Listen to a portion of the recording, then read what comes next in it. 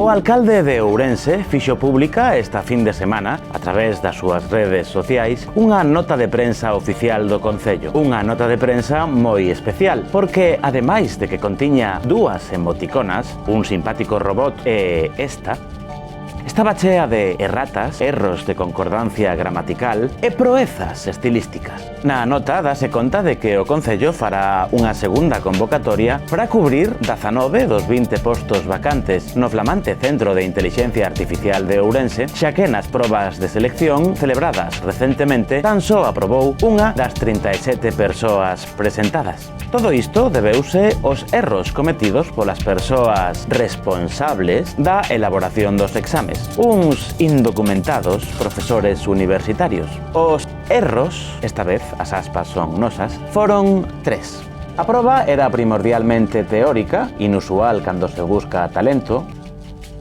Incluía unha nota de corte excluinte o que impediu seleccionar os seguintes na lista 20 mellores. Pensamos que quere dicir os seguintes 20 mellores na lista. E por último, exixiuse un temario excesivo nun cortísimo tempos.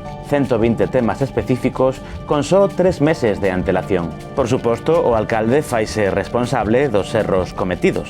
É responsable porque delegou completamente o proceso de selección. A culpa, como sempre, é doutras persoas. Esta delegación na colaboración das bases, para que empregar a palabra precisa cando podes usar unha parecida, aínda que non signifique nada? Non volverá a suceder e será o propio alcalde o que estableza as condicións dunha segunda convocatoria onde non haberá un exame teórico, de modo que, en vez de 37, haberá máis dun centenar de aspirantes. Porque todo o mundo sabe que o Concello de Ourense ou calquera outra administración pode funcionar perfectamente como Google ou Facebook. Estes feitos demostran a total imparcialidade das probas ante as acusacións anticipadas do periódico local de La Región, que soltou sospeitas porque se presentaban 4 enxeñeiros que son persoal eventual de Democracia Ourensana. Por suposto, no caso de que, por un milagre da Virxe María, o alcalde poida saltar as normas da función pública para elaborar esta segunda convocatoria á súa maneira, estas 4 persoas só conseguirán a praza se a merecen de verdade.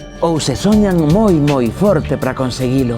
Un dos top fans do alcalde en Facebook comentou o seguinte: otra atrapallada del sistema público. Lo que había que hacer era contratar a quien en tiendas cumple los requisitos por valía y experiencia, no estas pruebas absurdas, inservibles y generadoras de larpeiros.